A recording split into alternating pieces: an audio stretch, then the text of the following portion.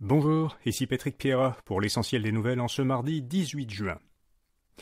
La Commission sur l'ingérence étrangère va étudier les allégations contenues dans le rapport du Comité des parlementaires sur la sécurité nationale et qui visent des parlementaires fédéraux. C'est ce qu'a indiqué la commissaire Marie-Josée Hogg. Elle estime que cet examen fait partie du mandat qui lui a été confié. Le gouvernement Legault a lancé un site internet pour les nouveaux et les futurs parents. Le site Toi, moi, bébé doit aider les parents à faire face aux difficultés émotionnelles, tristesse, anxiété ou symptômes dépressifs qu'ils peuvent rencontrer à l'arrivée d'un enfant. Ce nouvel outil gratuit cible la période qui va de la grossesse jusqu'au premier anniversaire de l'enfant. Le site présente des conseils, des capsules vidéo et des bandes dessinées. Le président et chef de la direction du Conseil du patronat du Québec, Carl Blackburn, ne se lancera pas dans la course à la chefferie du Parti libéral du Québec. Blackburn était l'un des candidats pressentis pour briguer l'an prochain la chefferie libérale. Il a annoncé qu'il ne se lancerait pas, même s'il dit qu'il y a réfléchi sérieusement, parce qu'il est atteint d'un cancer de la prostate. La course aux armes nucléaires a-t-elle été relancée? C'est en tout cas la conclusion qui ressort de deux nouveaux rapports, dont celui de l'Institut international de recherche sur la paix de Stockholm. Selon ces rapports, les 9 États qui possèdent des armes nucléaires, les États-Unis, la Russie, le Royaume-Uni, la France, la Chine, l'Inde, le Pakistan, la Corée du Nord et Israël, ont dépensé au total l'an dernier 91 milliards de dollars américains pour moderniser leur arsenal. C'était 10 milliards de plus que l'année précédente, 2022. La Russie et les États-Unis possèdent à eux seuls près de 90% des armes nucléaires mondiales. Par ailleurs, pour la première fois cette année, plusieurs ogives nucléaires de la Chine seraient opérationnelles. Au Québec, importante hausse du nombre de constructions résidentielles. Il y a eu le mois dernier presque 5000 habitations mises en chantier dans les centres urbains de 10 000 habitants et plus, selon la Société canadienne d'hypothèques et de logement. C'était 2,5 fois le nombre de mises en chantier enregistrées en mai l'an dernier. L'augmentation s'observe principalement dans la construction de logements collectifs, surtout à Trois-Rivières, Gatineau, Montréal et Québec.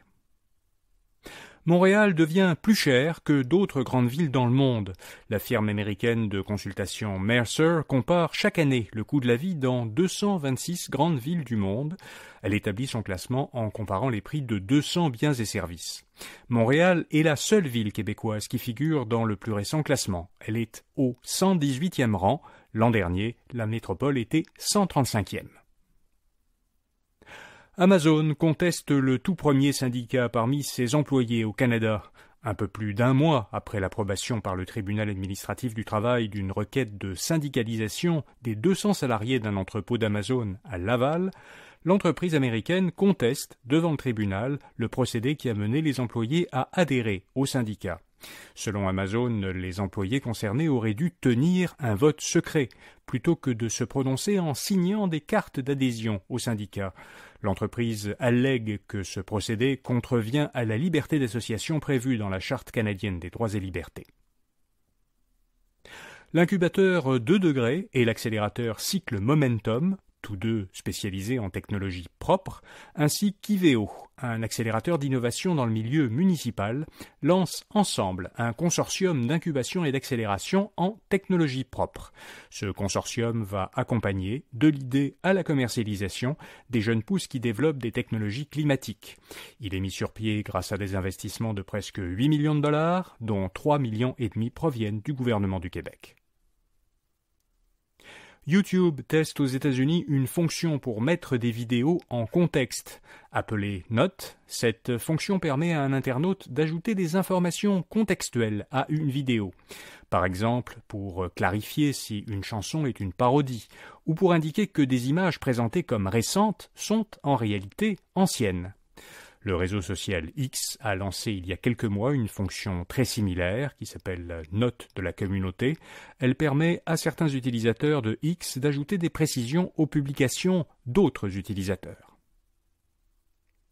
Et puis Inside Out 2 s'impose au box-office dès sa sortie. La suite du film d'animation qui s'appelle en français Sans dessus dessous de Pixar et Disney a récolté plus de 155 millions de dollars américains lors de son premier week-end en salle aux États-Unis et au Canada.